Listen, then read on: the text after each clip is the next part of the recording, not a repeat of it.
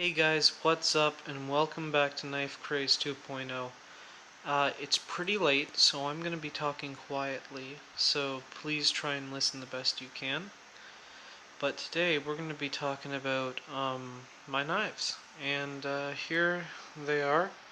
I got more, but this is just what I had in that lockbox there.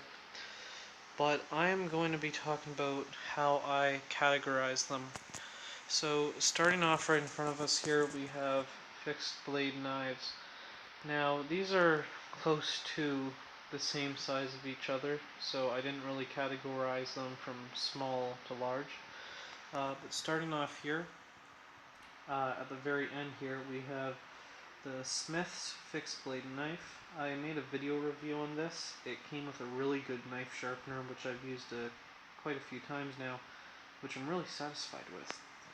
But this is, it's a rather cheap knife, but I haven't seen anything too wrong with it yet.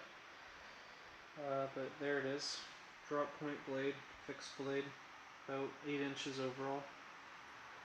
After that right here, we have the Buck 876. Sorry if you can't read that, camera ain't focusing. And this is an okay knife. The blade's kind of thin.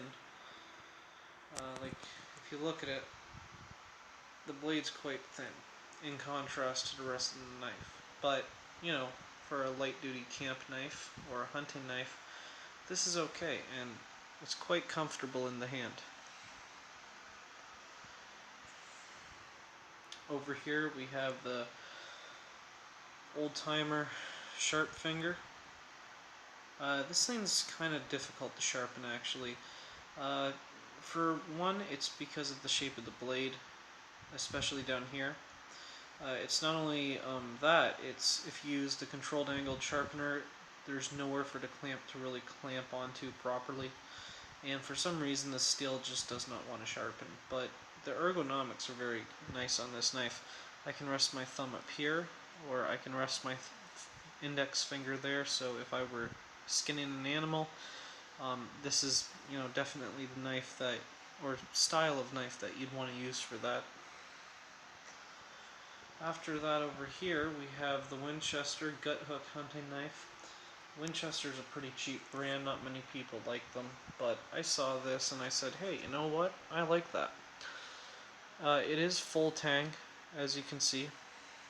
It has this beautiful burl wood handle, right? Silver bolster, and it's actually pretty heavy in the hand. Blade thickness ain't too wide, but because of the full tang, it's tough enough for hunting. Of course you got your gut hook on there. Pretty nice knife. And then over here, this is a little more expensive than the others. This nice one you're looking at right here, this is the SOG Seal Pup, and I absolutely love this knife. It's perfectly balanced, fits my hand beautifully, super grippy. I mean, grippy to the point of being kind of rough in your hand, but that's so that you don't lose it with whatever you're doing. Multiple finger choils on the top of the blade here.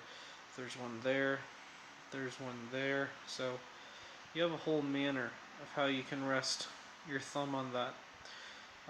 It is a combination edge. Blade is serrated at the bottom, and the rest is a straight edge, very sharp point.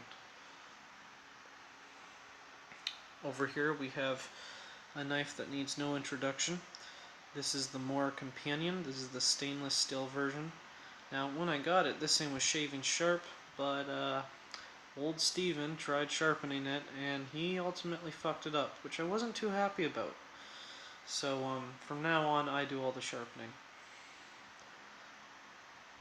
Alright, but other than that, a very nice knife. Very comfortable, very lightweight. It's good for light duty camp tasks. You could baton with this. I've seen videos where it's done and it holds up, but this thing's more meant for light duty stuff, so batoning's kind of out of the question for me. Over here we have the Yukon Gear diving knife. They labeled it as a diving knife, and it had a sheath that was designed to strap onto your leg. I think I have the sheath, but I still have the straps from it. Um, Personally, it was pretty old, so personally, I just polished it up with sandpaper. Tried sharpening it the best I could, and now it's just a nice little, you know, throwing type knife in my collection. So over here, we have, I honestly don't know the brand of this knife. Uh, that's right, it's Survivor. I remember, it's a Survivor brand knife, so it's obviously, very cheap. I actually bought this off a friend, and I'm like, hey, that looks like a throwing knife. And he's like, I guess it is. So I'm like, can I buy it? And he's like, $5. And I'm like, okay, why not? It is very old, it's been beaten up a lot, and I have thrown it quite a bit. And I gotta say, it's pretty well balanced. I mean, it works as a throwing knife. So that's why I keep that. And now, this is one of my favorites right here. This is the Uncle Henry Golden Spike. Absolutely beautiful. Of course, the handle isn't real animal horn or animal bone, but it's a nice simulation. Brass bolsters. For some reason, there's a screw in the end. This is a rat tail tang knife, and like the SOG right here, you do get a finger choil on the top. Alright, kind of one. So you can rest your finger along their skin, an animal, whatever. Came with a really nice leather sheath too. I mean, it's not top quality leather, but it's better than plastic. Okay, and then lastly we have this knife here. Now, if my mother is watching the channel, she'll know what this knife is from, what it's been used for, and why I have it. This is my dad's turkey knife. My dad was an awesome cook, and every Christmas he would do the turkey, right? Now, we're kind of thrifty around here, and this was before I, started getting into knives. We didn't have any knife sharpeners around, so what my dad would do is take this old turkey knife outside to the concrete patio step and sharpen it on that. And I'm not going to say it worked, but I'm not going to say it didn't work. So this is my dad's turkey knife. This is what he'd use to prep the turkey.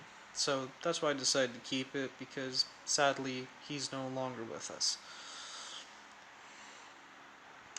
Okay, so now what we have over here are my medium-sized folders. The first one here obviously needs no introduction. This is the Buck 110 Folding Hunter. Beautiful knife. Very heavy. Lockback design. Been around since the 60s. When hunters wanted a smaller knife to carry, but something still as sharp. I absolutely love this. This is my everyday carry right now. Beautiful. This one right here, this is another one of my favorites. I actually bought this to go along with my SOG Seal Pup because the design is very similar. It's a combination edge. It's got similar, finger choils on the top. Fits really nice in the hand. It's a lockback design, G10 handle, dual thumb studs. Absolutely beautiful knife in my opinion. Love it.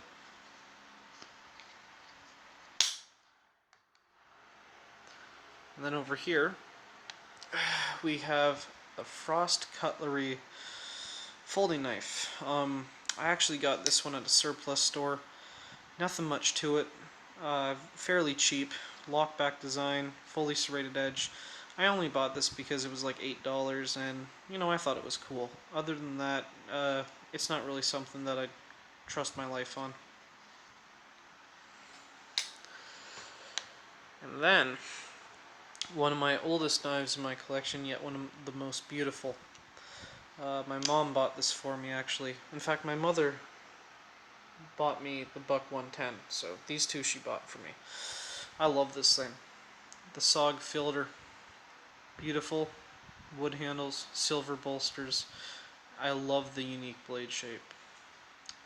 Pocket clip. Fits nicely in my hand. I kind of like to rest my middle finger right here on the pocket clip loop. And it's a liner lock, but it's a very nice knife. I try not to carry this because I just don't want to, muck it up.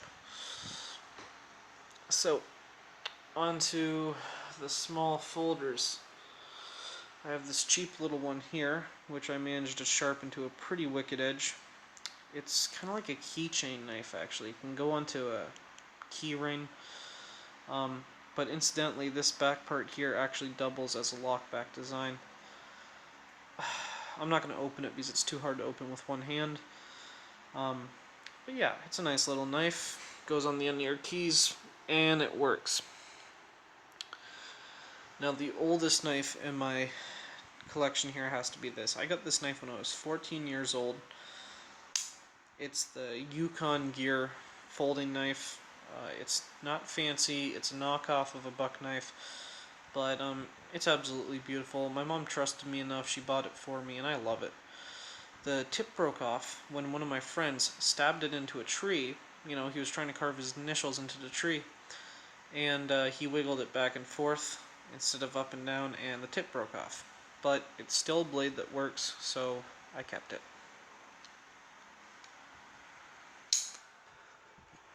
After that, we have the Buck 875. Now, for a while now, this has been my EDC knife until I changed to the Buck 110.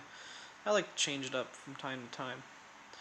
Liner lock, pocket clip, heavily used now, but it's a working man's knife. It does the job. It's nothing fancy. I love it. I actually got this with this knife here in a $25 combo set at Canadian Tire. Right here you got one of those cheap little Dollar Tree folders. Cost me $2. Knockoff of a Spyderco by the looks of it. Fully serrated except for the end.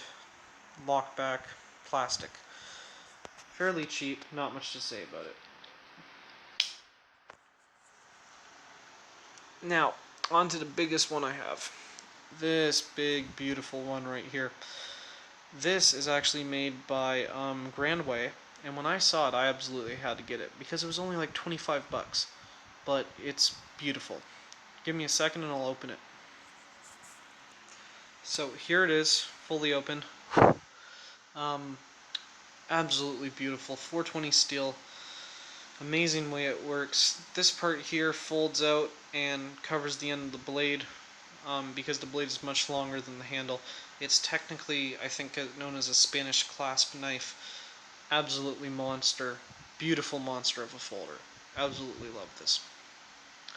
Anyway guys, those are all the knives that I have to show you today. So if you enjoyed this video, please leave a like, subscribe, leave a nice comment, tell me what your favorite knives are. Thanks for watching, and have a good night. Bye.